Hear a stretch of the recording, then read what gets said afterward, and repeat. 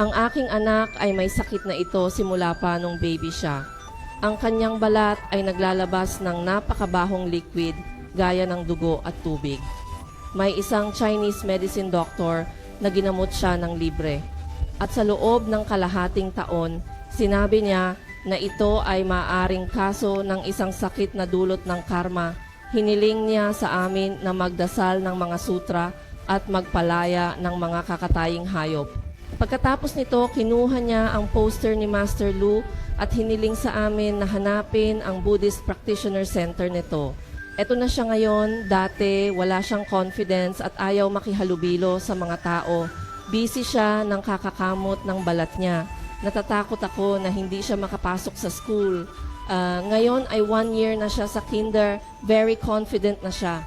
After 1 year of kindergarten, very confident na siya. Nagpapasalamat ako